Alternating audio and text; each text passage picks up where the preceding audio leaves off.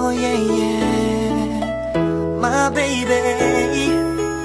You know I cannot explain how it feels when we touch. Everywhere I go, I call your name. Keeps me strong to carry on. Sometimes when all hope is gone, your love is there to guide me through. Till the end of time, my love is yours.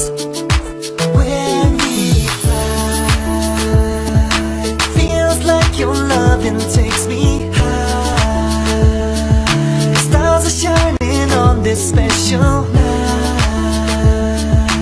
Feels like true love is in the air. Love is in the air, baby. You know I cannot explain how you just got me this way. You make me wanna give all my love to you. And every time that you're not here, you know it drives me crazy. You make me wanna give all my love to you. All my love, whoa. All the little things I will do, like run my fingers through your hair, bring you breakfast when you are in bed. You know I really care. Baby, I won't treat you wrong, 'cause I wanna see you cry. With me your lonely days are gone. You feel so right, waking up with you here by my side. Girl, I never wanna say goodbye. This love that we have will never end. This love will never end, baby. You know I cannot explain how you just got me this way. You make me wanna give all my love to you. And every time that you're not here, you know it drives me crazy.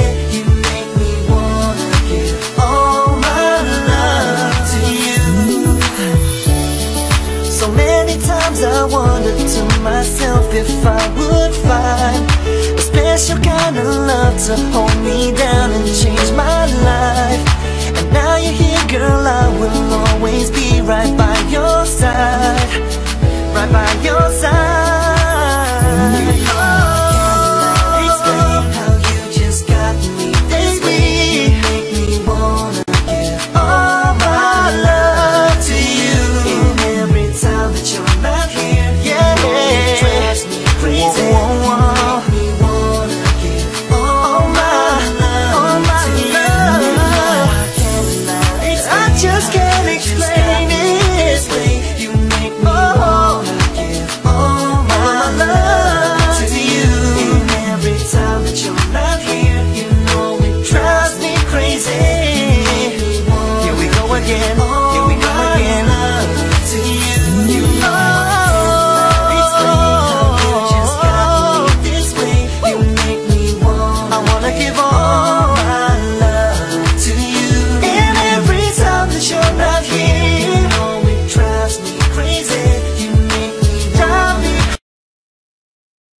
crazy. All my love drives me crazy.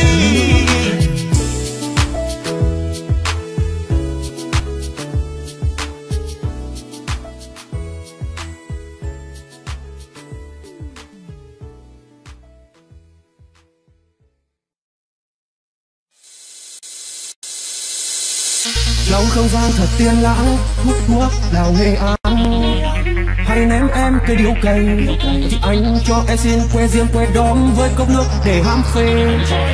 Anh đỡ em cai nghiện, cho em xin anh đi nữa anh nhé. Anh hãy bật lửa chấm cho em, bật lửa và chấm cho anh nhé. Cho em độ trong vòng tay anh, môi em liền về anh. Em đang phê, em đang phê, em phê lắm rồi. Anh em phê quên hết đường về. Anh có thể chở em về không? Anh có thể chở em về không? Em xin anh, em van anh góp lần này. Em xin anh, hãy đưa anh